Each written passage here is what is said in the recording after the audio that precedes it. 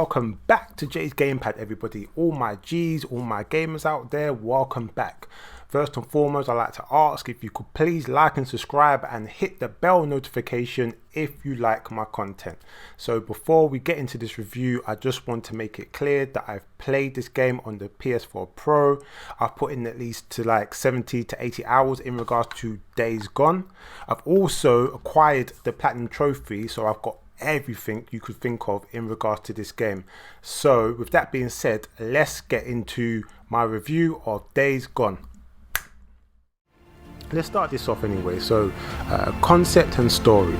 So for those out there that are not aware, that don't have the game, thinking about getting the game, you know, basically Days Gone is a action adventure survival horror game.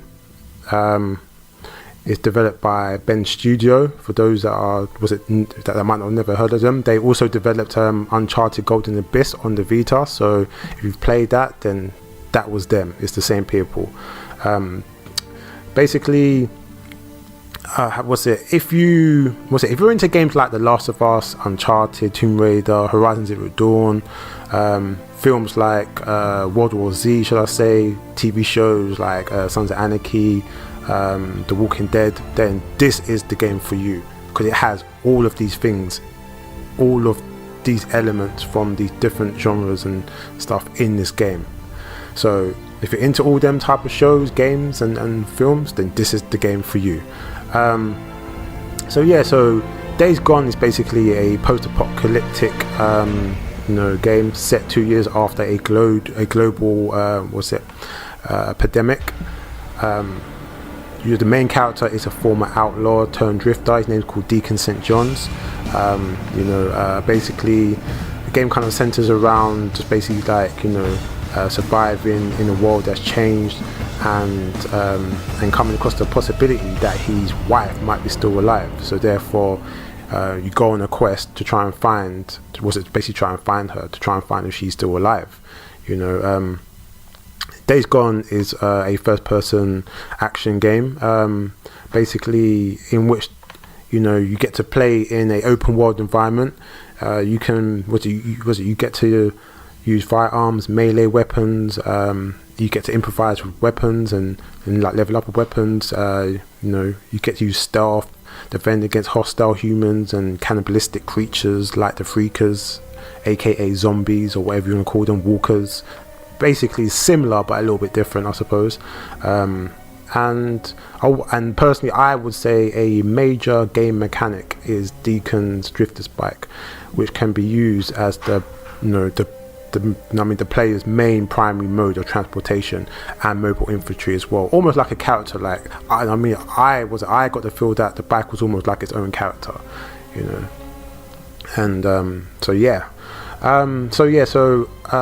graphic and animation, the good points, the notes that I put down here. It runs at 30 frames per second, at a steady 30 frames per second. Yes, it sometimes had its little glitches and stuff like that, but the majority of the time it basically kept at 30 frames per second. It would be nice if it would have been 60 frames per second, but I felt like at the time that it was running at 30 frames per second, and the majority of the time it was running quite smoothly and steadily. They used Unreal Engine 4, which was quite surprising, because normally I kind of associate the Unreal Engine with games like fighting games or first-person shooters, not really with action adventure open world kind of games and stuff. I don't know, I haven't really played or come across any that I know that uses the Unreal Engine 4. So I thought that was quite a cool fact that they managed to use the engine for that. But I do know the engine's quite diverse as well. So yeah, graphically the game looks amazing. All the character models, the world, the trees, the cars, everything looks really good. The details, it just looks really, really good. Even when you're riding the bike and the animation, the animations look really good. I don't really have any complaints when it comes to the way the game looked and felt per se. If I had to pick a highlight in terms of the graphics and animation, I would say probably the weather dynamics. I think the weather dynamics are probably one of the best I've seen in a game up to date. Like when it rains, it really looks and feels like it's raining.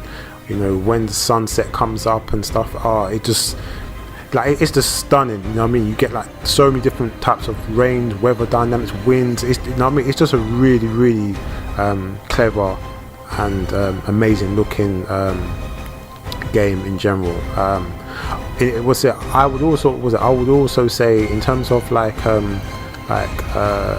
know, the bullet damage and the damage that enemies take and stuff like that, that looks really good. Very graphic as well, very detailed. So like they're basically, you know, the good points that I wrote down as I was going through this game. The bad points, I would say that it had a few frame drops, as I mentioned before, but it was weird. It never happened when I was fighting the Horde. Like the Horde is basically, you know, you get hundreds and hundreds of freakers that gather together, and they run and they go crazy and stuff like that, and you basically got to defend yourself against them, which is probably one of the best aspects of this game. So I kind of expected to be getting frame drops and stuff like that, like, and screen tears like during the Horde, but I never did. But it was weird. I mean, like when I would be riding the bike, sometimes, you know what I mean, like sometimes you know, like I would get frame drops then, or sometimes I get screen tears, and it was just like really weird. I don't know, like I found that a little bit weird. So I'll probably say that's probably one of the bad points I had in terms of the graphics and animations. And I would probably say that another annoying thing about the graphics and animation is that all this is, well, not all of it, but the majority of this is probably before the first update. So when you when you buy the game, you get like a day one update, but Ben Studio released quite a few updates after that. So a lot of this was before and during and after.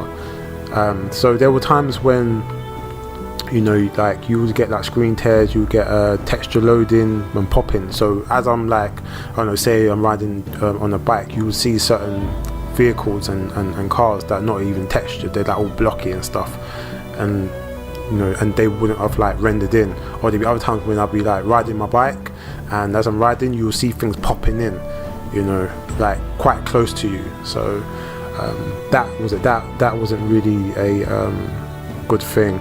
But after the updates, I don't really see that too much. So I'm assuming that the updates, you know, fix that. But yeah, that's probably one of the other bad points. In terms of sound and music, now for those that don't know, I bought the collector's edition, so it came with the soundtrack. So I actually got a really good opportunity to listen to the soundtrack before I actually played the game, and the soundtrack is actually really good. It's composed by a composer by Nathan Whitehead. He did a really good job. I would say that one of the good points I would say is probably, in terms of like the sound of the music and stuff, it's probably a mix between Sons of Anarchy, like a biker kind of feel, with like a Last of Us kind of post-apocalyptic feel, you know, trying to survive on your own kind of sound, you know, and that's like a best way to like describe it. And you know, I thought he did a really good job.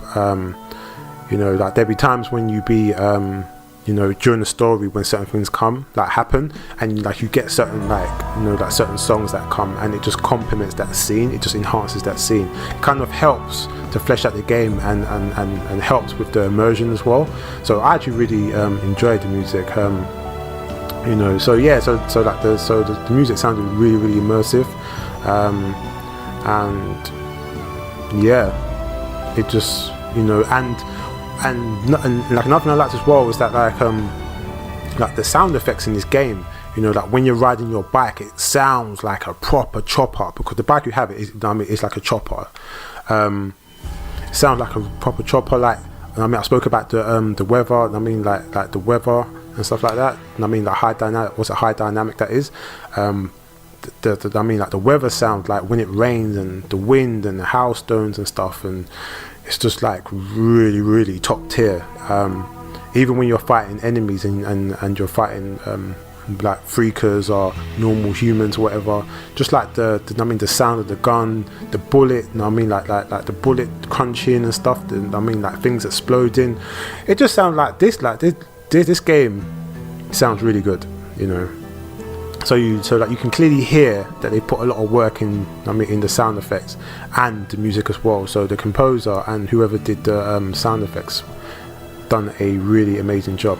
The only one bad point that I would say in terms of like sound and music is gotta be is that before the first update, that the voice audio was very out of sync with with the characters. So you'd be talking and the mouth and lips would be moving, but there'd be no words coming out. Then after like the facial animation's done, then you would hear what the character was saying. That was really annoying, but they patched that within the first patch. So that was one of the bad points. But that was as I was playing the game. Playability. I would say the good points in terms of playability is that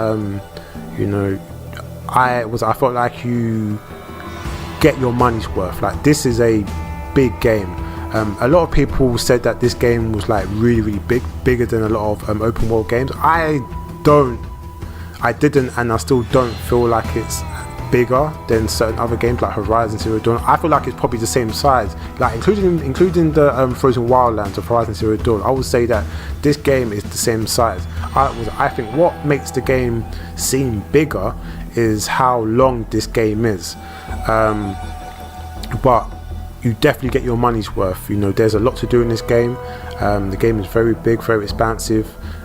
So like for me, I think that's a really good point, especially in a time when we get a lot of developers who tend to make unfinished games and tend to want to patch them later on or fix them later on or sell us back the content in DLC and stuff like that. So that's definitely one of the major good points about this game. So the fact that I was able to spend hours playing this game at a time is a testament to the playability and how good that I think that this game was at the time and still is. The game was really, to be honest with you, the game was really fun. I had a really good time playing this game. The only thing I will say about this game is that you can kind of tell that they've in terms of mechanics and stuff, you can kind of tell that they're like a jack of, was it like a jack of all trades but a master of none, almost, kind of. It's like they borrowed a lot from games like The Last of Us, Uncharted, Tomb Raider, Horizon Zero Dawn. They've taken a lot of their features, a lot of their mechanics into this game, but they don't particularly improve on them. They don't make them their own. They just basically do them at a very average level, should I say. It's not bad, it's not good. It's good, but it's not bad, but it's not amazing, should I say. It's not it's not innovative. It's not them taken to another level, should I say. This game has a lot of familiarity. If you played other games like that, the game kind of feels very familiar, which is a good thing as well. I would also say that another good thing is that the fact that you get to come across a lot of different enemies and stuff. You get to fight against freakers, the horde that you get to fight majorly at the latter end of the game and stuff, when you're more equipped to fight them. You fight marauders, different humans. There's actually a different faction called what are they called? Are they called the Jack? I can't remember, but they basically worship the freakers, and then they scar up their face. They look, they look fucking crazy and stuff. So you get so you get quite a diverse bunch of enemies. Not even talking about coming across the wolves, the bears, and stuff. I think you also come across? You come across birds and birds as well, but infected birds, infected bears, infected wolves. You come across what's it? What are they called? Not panther. I can't remember, but you come across like a cat-like animal. I can't remember what they're called now. So like, but I mean, so you come across quite a diverse bunch of enemies and stuff like that. You do a lot of crafting in this game, which is quite good as well. And yeah, I mean, I just think in terms of playability, this game has a lot. It has a lot, I mean, a lot to keep you very interested, and a lot to keep you want to coming back and playing the game again and again. So I think that's good. I would say the bad points is was it, as I mentioned before the free patches and updates and stuff, it had quite a lot of bugs and glitches, and even after I finished the game, it still had quite a few. Not as much as it did, but it still had quite a few. So and I found it a little bit annoying because I felt like the studio, they've had more than enough time to iron these things out, and I can clearly see why they kept on pushing this game back and stuff. Obviously the studio is not very big, but even though it's not very big, I still feel like they've had more than enough time to iron a lot of these bugs and glitches out, and I suppose that's why there was such a big update when you bought the game. But even after the day one update, there was still quite a few bugs and glitches, hence why there were 3 more patches and stuff. So I mean, I felt like they could have probably like the game probably could have had a bit more time, like they could have spent a bit more time working on the game before they released it. But yeah, I would also say that one of the things that I found really annoying is that every time you went into a cutscene, it would load in and out. So basically, it would go black, load into the cutscene, then go black and load out the cutscene. And I just felt like that was really annoying. It kind of broke immersion for me, and it felt really dated as well. Like I don't really expect to see AAA games like that, that are loaded in and out of cutscenes. So I don't know why they chose to do it like that. I don't know if it was a restriction from the was it from the operating system that they were using? Was it? I have no idea, or the engine, should I say, the engine that they were using. But that really kind of like took me out of the game, and I felt that was quite annoying as well. There was another thing as well, is that when you're in the cutscenes, you would control Deacon, like the main character. So it'd be like a flashback of when he's with his wife and stuff, Sarah, and they might be talking. And the thing that I found really annoying is that they're meant to be talking to each other and whatever, but they're very rarely walking next to each other. So no matter what you do, it's like you can never be walking next to the person that you're talking to, the character that you're talking to. Is like you're always like behind, and it just didn't seem like very realistic at the fact that you'd be having a conversation, but you'd always be like 5-6 steps behind of them, just talking in like most of the cutscenes. So that kind of took me out of it as well. And so I don't know. I think that Ben Studio might want to look at that and probably do an update for that to make it a bit more realistic and stuff, because it's like you're actually controlling the character, so it's like in-game cutscenes kind of things. So yeah, that was quite annoying. And another thing I didn't like as well, that I felt was a bit annoying, was that I wasn't very impressed with the camp. So basically in this game you come across different camps, like campsites and stuff, different groups and stuff like that, and you can basically you can level up your bike there, you can get weapons, when you're hunting you can bring your food there, with the meat, and you can trade it, and like, everything you can do, you can trade in for like money, like different currency. But the thing that's really annoying is that all these different campsites, especially in the area of Oregon, because that's where the game is set, is basically like they deal with different currency, and it's really annoying because it's like it takes forever to to level up, to upgrade your weapons, to upgrade your bike, and so forth and so on. So I thought that was a little bit annoying, a little bit dated. It felt a bit dated as well. They could have probably streamlined it, because especially that the game is quite big and you do a lot, of you know, like, well, apart from the main story, you do a lot of side quests and missions and stuff like that. I just felt like they probably could have streamlined it and made it a bit more accessible in terms of the way you play and progress in this game. But yeah, so I would say they're probably the bad things about it. In terms of entertainment, I would say the good points is that, as I said before, in a time of where developers are making a lot of unfinished games, you know, with really poor narratives, no character development, no plot development and stuff like that.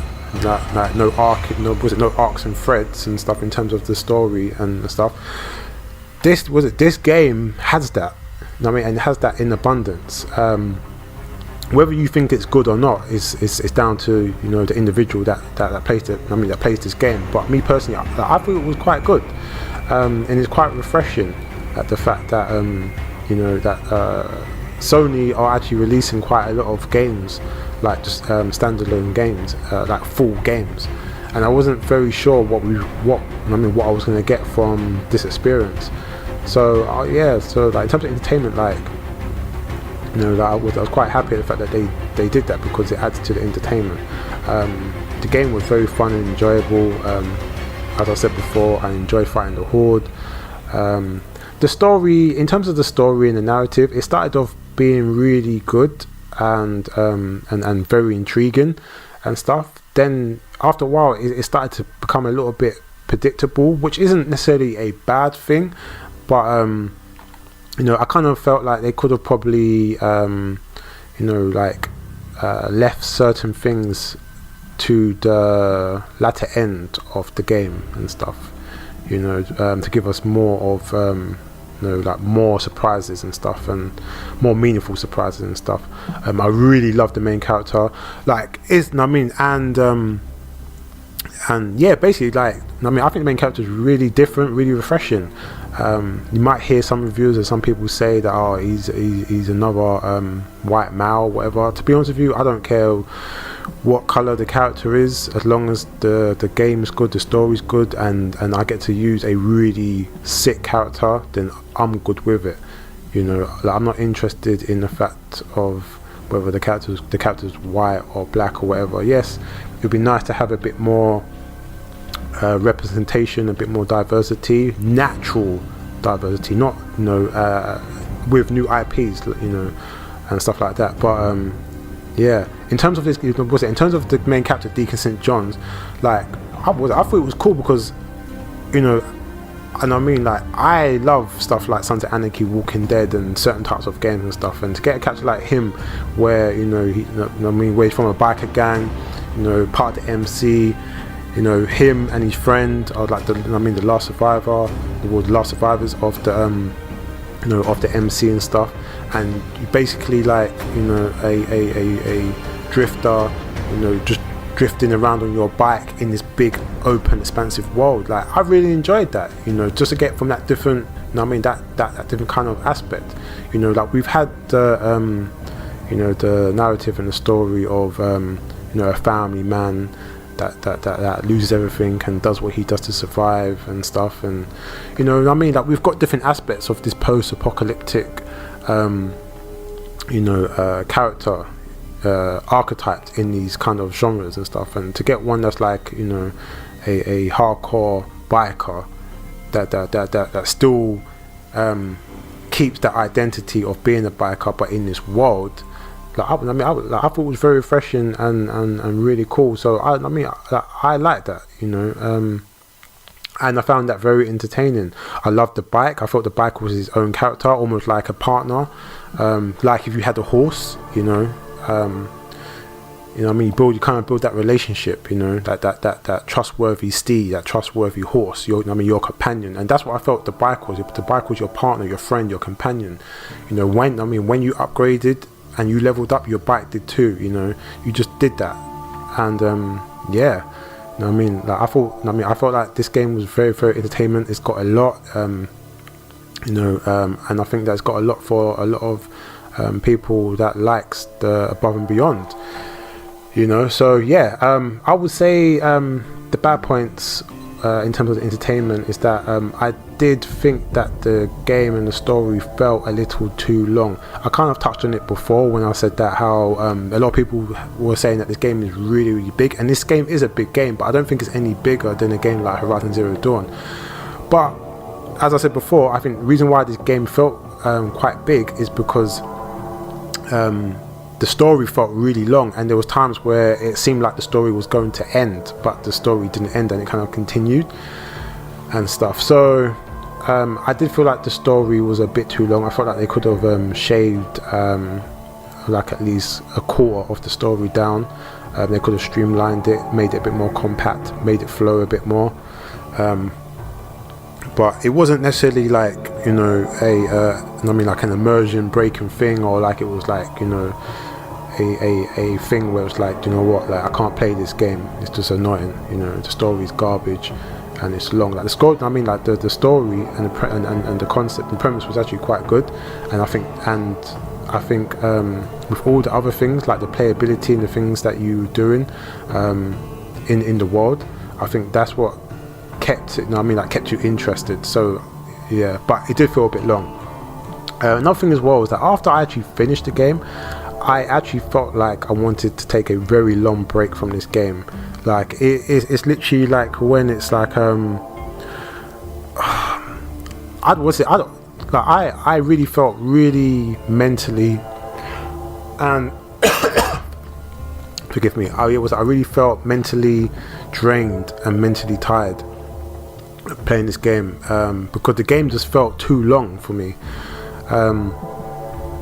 and it had me thinking that would I like want to play more of this game, and it made me think about would I go back and play this game, and I probably would, but I would need a very, very, very long break before I go back and play this game. But there are times in this game when it felt a little repetitive at points, but it still had a lot to keep me interested. I don't know, it sounds a bit was it a bit of a contradiction, but I don't know, like there's certain points, there's certain bits of the game that feel quite repetitive, and I suppose that there are points in the game where they do things to kind of refresh it, but it does end up feeling still a little bit a little bit repetitive. But because there's so much to do in this game, you don't necessarily, like, it doesn't weigh you down, because you can just go do other things and stuff like that, other than you being on this main story thread, like the main path of the story and stuff. You can do other things and stuff, and the repetitiveness wasn't really so much in terms of the main narrative. It was more of the side quests and side missions and stuff that you can do. Like, it was them that felt a bit repetitive,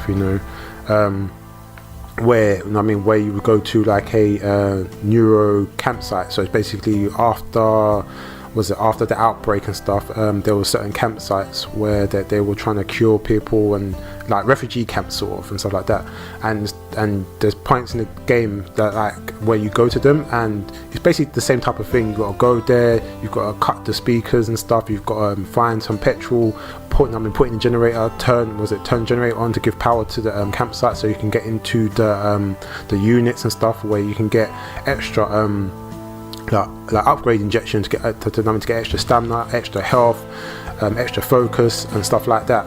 And it was that felt like kind of a bit repetitive. But they kind of broke up a little bit, because there'd be some of them where there'd be like a lot of freakers and stuff, so you had to make sure that you cut all the speakers, and there'd be other speakers that would be hidden that you won't find, and you think you cut all of them, and when you turn generator on, the sound would turn on, then the freakers will come because they're attracted to sound and stuff, and you have to deal with them. So, but it did feel repetitive, just in terms of the fact that you just had to keep on like, doing the same thing kind of thing, but just a little bit harder, and also there were other points as well where you come across a certain neuro character where you've got to do a bit of spying and listening to, and that got really repetitive as well. And it kind of felt a bit annoying, because if you got caught then you have to just start again. And I don't know, like it just felt a bit annoying and a bit repetitive. But again, as I said, there was other things that kept me interested, so it wasn't that bad. But that was one of the niggling points that kind of was like, oh, this is a bit annoying. So in terms of like replayability, the good points in terms of replayability, would I give this another play? Yes, I would. As I said before, when I played it, I felt really mentally drained and tired, because I felt the game was just too long. To be honest with you, I think that give it like a year or so after I've kind of forgotten like the story narrative and stuff, then I will definitely go back and play this game, just like I'll go back and play, or just like I have gone back and played a lot of the games that I've played and still have. The only time that I would actually just continue to play this game if they released a DLC, which I think they're going to. So the moment the DLC comes out, I'm definitely going to go back and play the DLC and stuff. So for me, that's a good thing, because if they drop DLC and it can elaborate more, and I mean like give us more in depth in terms of the lore and story and other things and whatever, then I would definitely do it straight away. So I don't know, maybe it sounds sound like a bit of a contradiction, the fact that I felt so drained and tired after I finished playing the game that I just need a long ass break, that like I would go back and play it tomorrow if the DLC came out tomorrow. So but saying that though, today there was last night there was like a 12 to 15 gig update. So I'm not sure if that's DLC or if that is a big major update patch or whatever it is. So I have to check that out later. But yes, if they drop a DLC today, tomorrow, whenever, I will play it as soon as it comes out. So I suppose that's just a testament of how much I actually enjoyed the game. The bad points in terms of replayability is that I would think that the glitches and bugs do hinder this game quite a bit, or should I say it did hinder the game quite a bit at one point. After the 3 patches, not so much, but it still did. As I said before, it was kind of a little bit of immersion breaking, but this game still had a lot. But I just think that like this game would have been a much better experience if they would have had a bit more time to iron out the bugs and glitches and just deal with that shit, man. Because there's a really good game in there, but I do feel like if they don't really fix all these bugs, like if I went back and played it like in 6 months and a lot of these bugs and glitches are still there, then I might be like reluctant to actually play the game all the way through. I might just go in there and just like mess around and just run around the world and stuff and have fun. But in terms of like playing the game, like the story from beginning to end, I might be turned off by doing that if these bugs and glitches are still there. So so that's really like the only bad point I can really think of in terms of replayability. But yeah, as I said before, I will definitely replay this game after a bit of time, and if there's DLC, I'll play it ASAP, and I just hope and pray that they just iron out all the bugs and glitches, because if I play it again and it's still there, then I might be a bit annoyed. Anyhow, so we are at the point of where I need to give you a final score. To be honest with you, like I've really enjoyed this game. I've really tried to like not listen to what other people have said. I've tried to not really listen to a lot of reviews. I'm really embarrassed for a lot of bigger outlets that have been giving it really poor reviews. Like I touched on at the beginning of this review, that I feel like you can't review a game without playing the game in its whole entirety. I know a lot of reviewers don't finish games before they review them, and I don't agree with that, and I think that's very poor form. I'm also aware to the fact that some of these reviewers are getting early copies, so we're talking about like probably before the day one update, maybe, or maybe before definitely before the 3 patches and stuff like that. So your experience of the game then you know,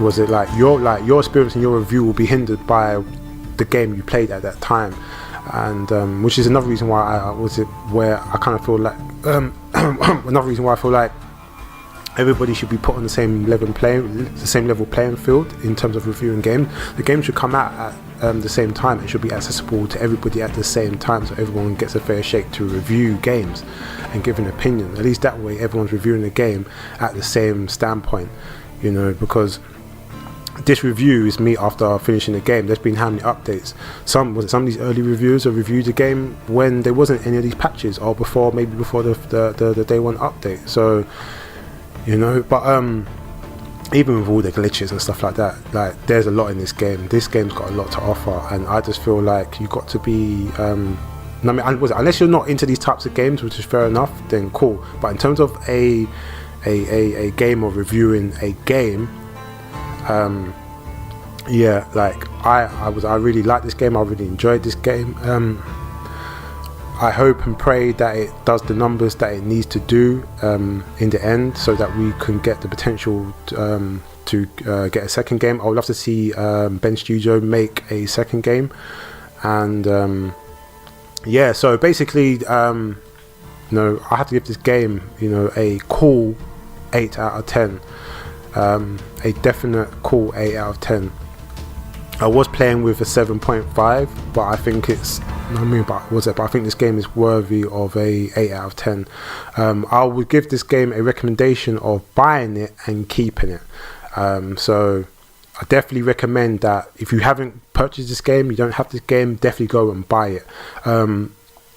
Hopefully a lot of the bugs and glitches that are still in the game after I finished it have been ironed out and not there, which means that you will get a better experience than what I got. But this game has got a lot, and Ben Studio did a really good job.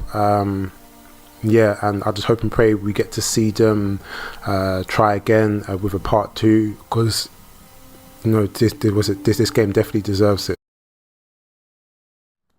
So that was my review of Days Gone. I hope you enjoyed the review. If you did, again, please like and subscribe and hit the bell notification if you like any of my content. You can also hit me up on the socials, Twitter, Instagram and Twitch. And I guess I will see you and speak to you real soon.